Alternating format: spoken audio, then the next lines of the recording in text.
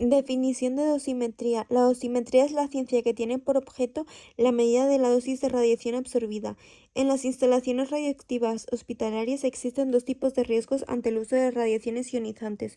Uno, riesgo de irradiación externa, cuando se emplean fuentes encapsuladas de radiación gamma. Contienen material radioactivo pero se encuentran en el interior de continentes sellados que evitan su dispersión, y aparatos generadores de rayos X. Esa radiación fotónica X o gamma puede llegar a nuestro cuerpo ocasionando daños.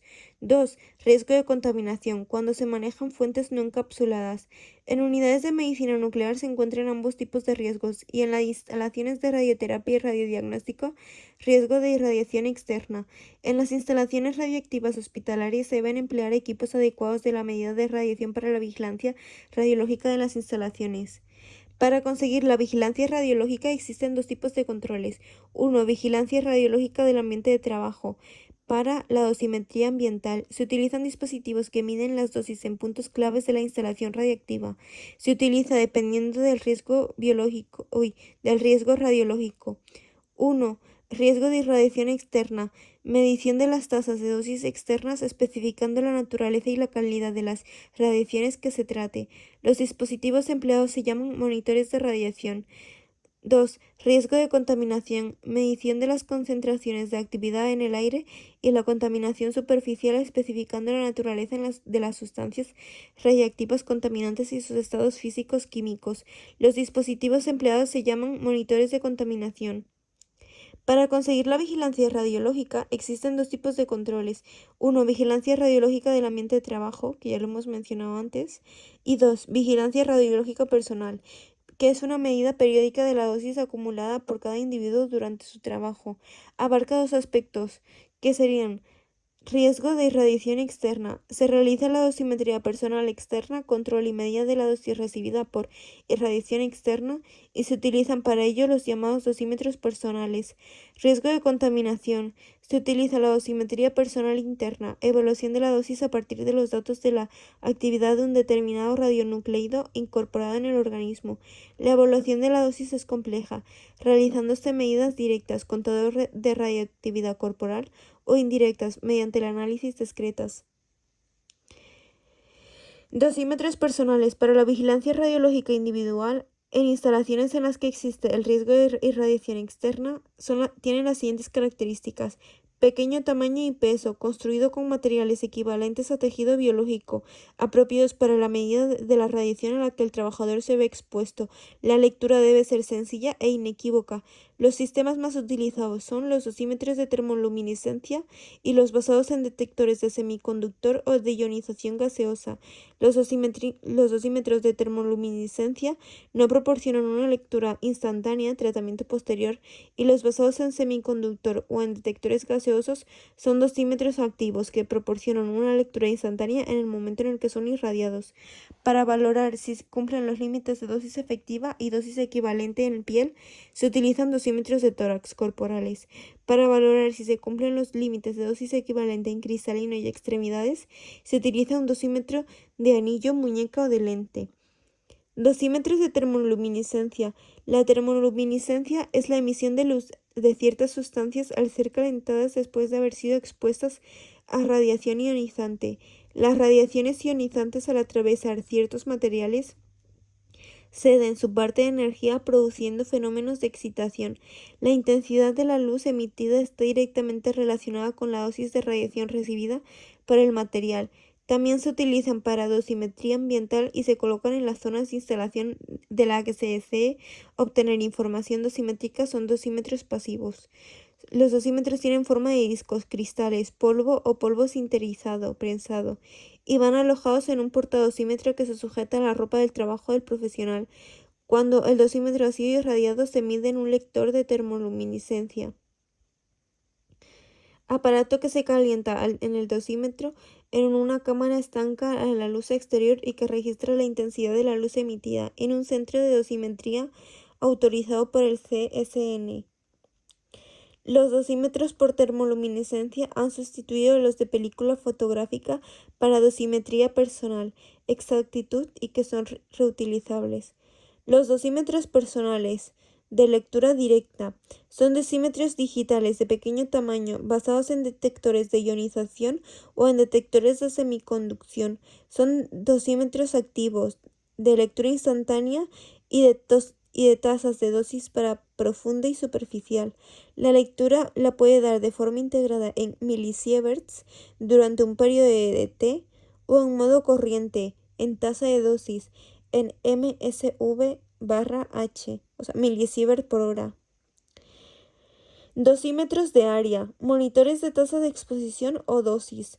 La vigilancia radiológica de las áreas de trabajo mediante monitores de radiación que miden la exposición milirroentgen y mil-R, la dosis absorbida o las respectivas tasas.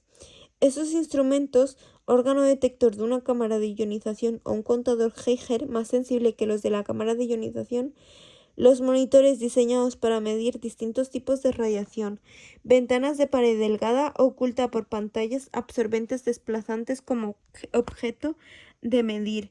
Viene el efecto conjunto de la radiación beta y gamma, ventana abierta, beta y gamma, o solo la radiación gamma, que sería ventana cerrada. Los monitores destinados a medir la radiación X son de ventana cerrada. En todos los monitores está el sistema de comprobación del estado de las baterías. Los monitores de radiación pueden ser fijos y portátiles. Monitores de contaminación. Contaminación radioactiva es la presencia indeseable de sustancias radiactivas en una materia, una superficie, un medio cualquiera o una persona. Se emplea para la vigilancia de superficies de trabajo, para la clasificación de residuos radioactivos y para la localización de posibles fuentes extraviadas. Los monitores de contaminación pueden ser contadores proporcionales, contadores Geiger, de centelleo o detectores de semiconducción. Pueden ser fijos o portátiles para analizar superficies de trabajo. Es importante medir la actividad sin contaminar el órgano de detección, situación que podría dificultar otras medidas. Esto se hace midiendo una distancia prudencial o envolviendo el detector con un plástico. Interpretación de lecturas dosimétricas. La dosimetría individual personal, tanto externa como interna, será efectuada por entidades o instituciones expresamente autorizadas y supervisadas por el Consejo de Seguridad Nacional Nuclear. El titular de la instalación debe registrar dichas dosis de un historial dosimétrico individual que estará a disposición del trabajador. Evitar superar los límites de dosis efectivas. Evitar posibles efectos estocásticos. Los límites de las dosis no son magnitudes que se puedan medir directamente. Lo que miden los dosímetros personales son magnitudes operacionales. Dosis equivalente profunda a 10 mm de la piel, HP10, y la dosis equivalente superficial a 0,07 mm de la piel, HP10. La lectura de estos dosímetros se utiliza como unidad en milisievert. Son lecturas acumulativas con el tiempo y se suelen hacer con carácter mensual. Interpretación de lecturas dosimétricas. Los límites de la dosis se consideran respetados si límite de dosis efectiva se compara con la dosis equivalente profunda HP10 evaluada con el dosímetro corporal sustrayendo la radiación del fondo natural. Límite de dosis equivalente en piel se compara con la dosis equivalente superficial evaluada con dosímetro corporal sustrayendo la radiación del fondo natural. HP 0,07. Límite de dosis equivalente en cristalino y extremidades. En trabajadores que no se expongan directamente a las fuentes de radiación, se compara con la dosis equivalente superficial evaluada con el dosímetro corporal. En caso de los trabajadores que sí se exponen directamente a la radiación, se compara con la dosis equivalente superficial evaluada con dosímetros localizados. En ambos casos se sustrae la medida del fondo natural. Para una correcta interpretación, la estimación del fondo natural, mediante la lectura de un número mínimo de 10 dosímetros situados en el servicio de dosimetría en lugares no influenciados por fuentes de radiación, este valor es de 0,06 milisieverts al mes. Vale. Daño biológico producido por las radiaciones en las células. El daño de las radiaciones ionizantes, capacidad que tiene de ionizar los átomos que componen las moléculas biológicas que forman parte de las células. Si estas lesiones no son reparadas, más muchas células afectadas, son iguales a daños en los tejidos, órganos y sistemas, y al final presentará sus efectos en el individuo, incluso en su descendencia. Acción directa e indirecta de las radiaciones en las células. En la irradiación de la célula, procesos consecutivos, pueden haber tres fases solapadas y continuas. 1. Fase física. Interacción entre la radiación ionizante y los átomos que la componen la célula. Mediante mecanismos de ionización, cuando el daño producido en la molécula biológica ocurre en la fase física, estamos ante una acción directa de la radiación. Fase química. Los enlaces químicos rotos por efectos de la radiación conllevan la aparición de radicales liberales que son altamente reactivos, normalmente de molécula de agua. Pueden reaccionar con las moléculas biológicas ocasionándoles daños. Cuando los radicales libres formados en la fase química son los que dañan las moléculas biológicas, se habla de una acción indirecta de la radiación. Fase biológica. Posteriormente, la célula activa sus propios mecanismos de reparación, estableciéndose reacciones enzimáticas que actúan sobre el daño. Las lesiones son reparadas con éxito en la mayoría de las lesiones. Algunas no logran ser reparadas. Serían efectos de las radiaciones en el individuo irradiado. Alteraciones producidas en la célula debido a las radiaciones. Cuando la radiación ionizante incide sobre la célula, el daño producido dependerá de la parte de la célula dañada. Daño en la membrana celular. Alteraciones de la permeabilidad. No pueden ser intercambiar fluidos y nutrientes con normalidad. Esto puede llevar a la muerte celular si el daño no es reparado. Daño en el citoplasma, compuesto mayoritariamente por agua. El agua, al ser ionizada, puede formar radicales que se acumulan en el citoplasma y pueden envenenar a la célula. Daño en el núcleo celular. Alteraciones de los genes de la célula. El daño en el material genético de la célula es más grave. Es transmitido por la célula a su descendencia y, si no se repara, puede producir la muerte celular y, lo que puede ser peor, las mutaciones genéticas producidas se pueden transmitir con herencia. La radiosensibilidad celular. Los organismos están constituidos por células distintas. No todas las células tienen la misma resistencia a la radiación. Se establece la ley básica de la radiosensibilidad, en la que un tipo de célula es más radiosensible, sufre más efectos de la radiación. Si 1. Mayor es su actividad reproductora. 2. Mayor es su porvenir cariocinético o filogenético. Más divisiones debe de realizar para que sus hijas adopten una forma y funciones definitivas. Su función es reemplazar las células diferenciadas que se van perdiendo. 3. Menos diferenciadas. Tengan su morfología y sus funciones. Una célula diferenciada, especializada funcional o morfológicamente. Una célula no diferenciada, células precursoras o células madres de una población. La radiosensibilidad celular. Células radiosensibles serán los leucocitos, los espermatogonias, las células basales de la epidermis, etc. Células menos radiosensibles serán los osteocitos, los espermatozoides, los eritrocitos y las neuronas. Las células forman los tejidos. De esta manera se tendría tejidos radiosensibles, epitelio intestinal, órganos reproductores, médula ósea, glándula tiroides. 2. Tejidos de radiosensibilidad intermedia, tejido conectivo. 3. Tejidos pocos radiosensibles, sistema nervioso, sistema óseo, etc. Factores que influyen la respuesta celular a la radiación ionizante. Es usual cuantificar la muerte celular mediante la curva de supervivencia celular. Representación gráfica de la fracción de la célula superviviente en función de la dosis absorbida. Estos estudios se realizan in vitro, irradiando con distinta cantidad de dosis a las placas sembradas. S es igual a ND/NO. ND es igual al número de células supervivientes tras una dosis de y no el número de células inicial.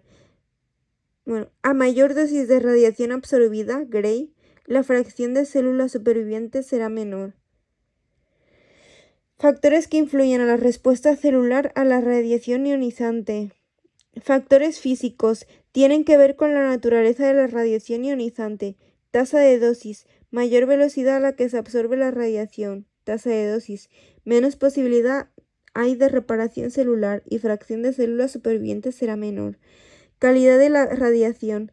Una determinada dosis de radiación va a producir un daño biológico diferente, dependiendo de la transferencia lineal de energía LED de la radiación incidente. Así, los neutrones y radiación alfa son más nocivas para las células que la radiación X o gamma.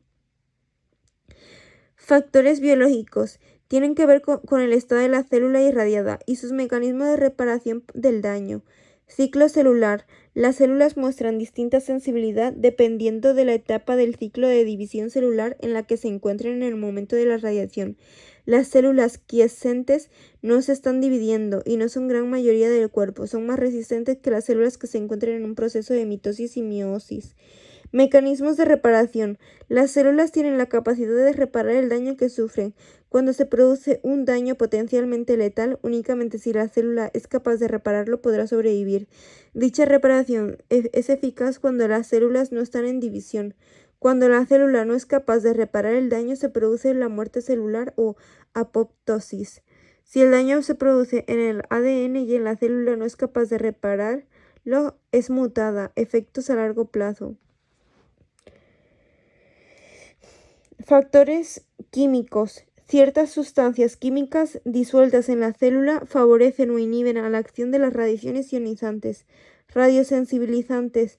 Cuando se encuentra dentro del organismo durante la irradiación, producen un incremento del efecto esperado con la dosis de radiación administrada. Aumenta la sensibilidad de las células a la radiación. En la radiosensibilizante universal es el oxígeno. Favorece la aparición de radicales liberales. Radioprotectores. La radiación provoca un efecto menor al esperado con la dosis de radiación administradas. Secuestran radicales libres evitando que estos ataquen a las células. Cuando las radiaciones ionizantes producen daño en el ADN y ese daño es tan elevado que supone la muerte celular, son efectos deterministas en el individuo irradiado. Estos efectos dependen de si la radiación ha sido parcial o total en el organismo. Si la radiación no ha sido letal para la célula, pero ha alterado su ADN, mecanismos de reparación del daño inducido, lo normal es que los mecanismos sean exitosos, y si no pueden reparar la célula, apoptosis, muerte programada, y por lo tanto contribuirá a los efectos deterministas. Si el daño no ha sido reparado ni la célula ha muerto, se tiene una célula mutada genéticamente y viva, que a largo plazo puede originar efectos estocásticos en el individuo irradiado. Efectos estocásticos se producen cuando no se ha producido la muerte celular, pero las células han sido modificadas genéticamente en su ADN y esas modificaciones no han podido ser reparadas. Características empiezan a observarse a largo plazo, años, e incluso hereditarios. No existe una dosis umbral para que se produzcan. Se puede producir a dosis bajas. La gravedad no aumenta con dosis absorbida, pero sí la probabilidad que se reproduzcan.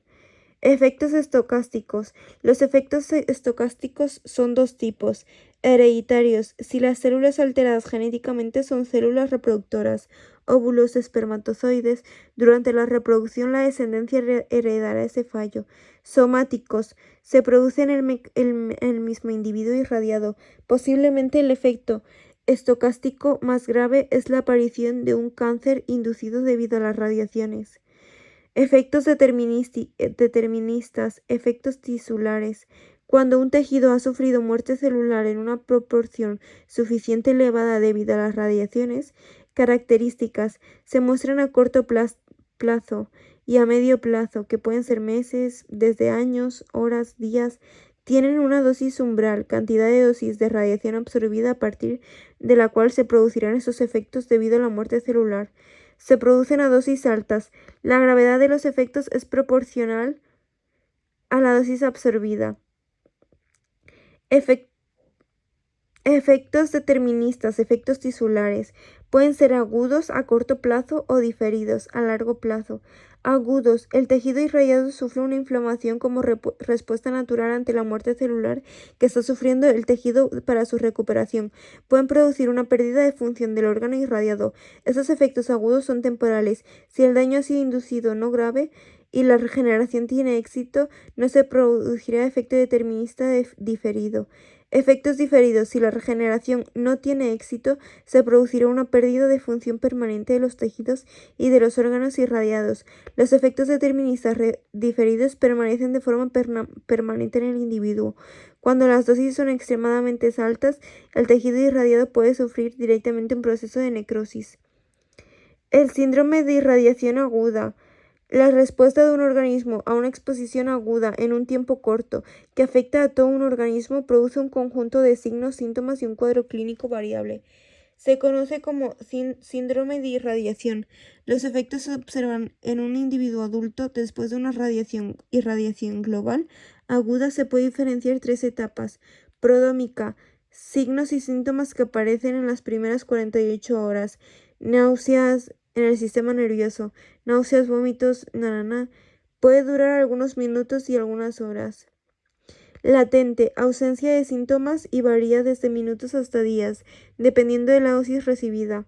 De enfermedad manifiesta, aparecen los síntomas concretos de los órganos y tejidos más afectados por la radiación, debido a la irradiación de la médula ósea, muy radiosensible.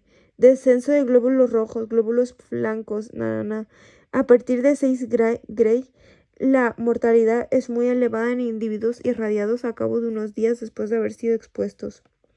Efectos radioinducidos en el feto.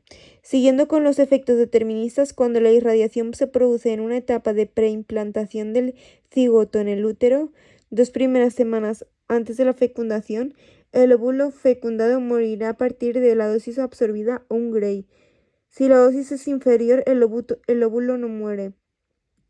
Entre la 3ª y 8ª semana del embarazo, organogénesis, se irradia por encima de 0,5 Gray. En ese momento, producirán daños al órgano en el que se estaba gestando en ese momento, y el futuro bebé nacerá con malformaciones en ese órgano. Si se irradia más de 0,5. Semana 8. El feto entra en un periodo fetal, en un periodo de maduración y nacimiento, Si se produce entre las semanas 8 o 15 a partir de 0,4 Gray, se puede originar un retraso mental en el futuro individuo desde la semana 15 a la 26. El riesgo de retraso mental, aunque menos severo.